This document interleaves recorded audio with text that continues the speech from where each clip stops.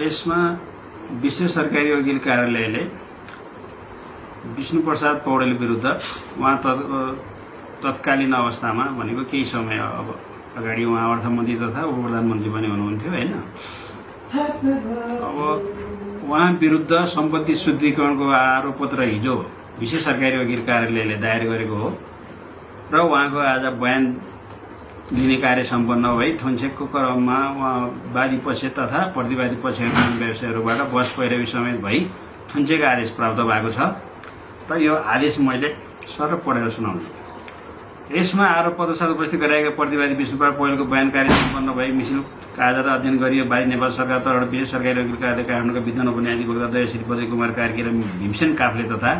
विद्वान सहायक न्यायाधिवक्ता श्री विकास बन्जारा एवं प्रतिवादीको तर्फबाट विद्वान वरिष्ठ अधिवक्ता श्री सतीकृष्ण खरेल, श्री बगरम दाल, श्री ईश्वरी प्रसाद भट्टाचार्य, श्री कृष्णबहादुर पौडेल तथा विद्वान अधिवक्ता श्री सूरज बस्नेत र टीकाबहादुर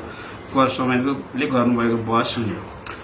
प्रतिवादी विष्णुप्रसाद पौडेलले प्रतिवादी दीपक भट्ट समेतसँगको मिलेमतमा श्रीराम टोकाको उद्योग प्रणालीको उच्च मूल्यको सेयरलाई न्यून मूल्यमा प्रतिवादी दीपक भट्टको कम्पनी हिमालयन एसेट म्यानेजमेन्ट प्रणालीलाई दिलाई प्रतिवादी दीपक भट्टलाई कसुरबाट प्राप्त सम्पत्तिको गैरकानुनी स्रोत लुकाउने एवं छलले वातावरण निर्माण गरी दिई। प्रतिवादी दीपक भट्टले गरेको सम्पत्ति शुद्धिकरण मनी लाउन्ड्रिङ निवारण 64 को दफा 3 को उपदफा 1 को खण्ड क ख र ग विपरीतको कसुरको मत्यार भई काम गरेको देखिएकोले प्रतिवादी विष्णुप्रसाद पौडेललाई सम्पत्ति शुद्धिकरण मनी लाउन्ड्रिङ ऐन 64 को दफा 3 को उपदफा 1 को खण्ड क ख र ग विपरीतको कसुरको मत्यारमा विगो रु 20 करोड 90 लाख कायम गरी सोही ऐनको दफा 30 को उपदफा 2 बमोजिम ऐजन ऐनको 30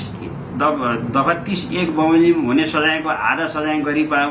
साथै प्रतिवादी विष्णुप्रसाद पौडेल कसो गर्दाको बखत अर्थमन्त्रीको हैसियतमा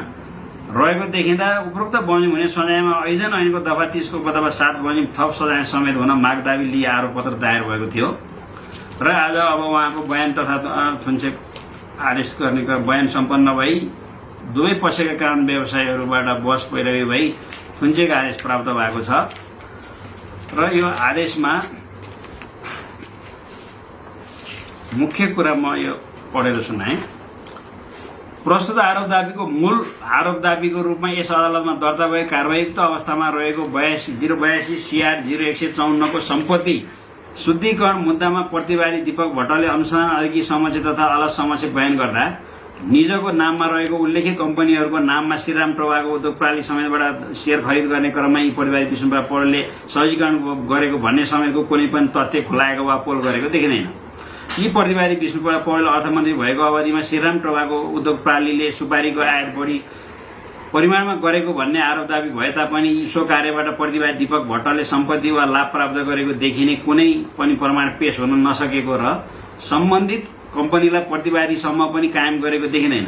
श्रीराम टोकाको उद्योग प्रणालीको सेयर मिति 80/12/15 मा हिमालयन एसेट म्यानेजमेन्ट प्रणालीको नाममा हस्तान्तरण भएको देखिएकोमा सो बखत यी प्रतिवादी विष्णुप्रसाद पौडेल अर्थमन्त्रीको पदमा रहेको अवस्था देखिँदैन। यसरी 82 CR 0154 को सम्पत्ति शुद्धिकरण मुद्दाको प्रतिवादी दीपक भट्टको आर्थिक कारोबारसँग यी प्रतिवादी विष्णुप्रसाद पौडेलको सम्बन्ध संलग्नता रहेको कुरा तत्काल प्राप्त प्रमाणहरूबाट खुल्न नसकेको आरोप दाबीको कसुरमा यी प्रतिवादीले इन्कार रही बयान गरेको यी प्रतिवादीको नाममा सहप्रतिवादी दीपक भट्टको वित्तीय कारोबार समेतबाट सम्पत्ति वा लाभ प्राप्त भएको भन्ने समेत खुल्न नसकेको समेतको अवस्था हुँदा उल्लेखित तत्काल प्राप्त प्रमाणहरूबाट यी प्रतिवादीको हकमा विशेष अदालत 59 को दफा 7 को ग को अवस्था विद्यमान रहेको देखियो। तसर्थ पछि प्रमाण परीक्षण गर्दै जाँदा ठहरे बमोजिम हुने गरी प्रस्तुत मुद्दाका पूर्वपक्षको लागि प्रतिवादी विष्णुप्रसाद पौडेललाई साना तारेमा राख्नु भनी आज विशेष अदालतको इजलास नम्बर 2 माननीय सदस्य नारायण प्रसाद पौडेल, माननीय सदस्य दिल्ली रत्न श्रेष्ठ र माननीय सदस्य विदुर कोइरालाको इजलासबाट यो आदेश भएको छ र आदेश अनुसार उहाँ आज साना तारिकमा रही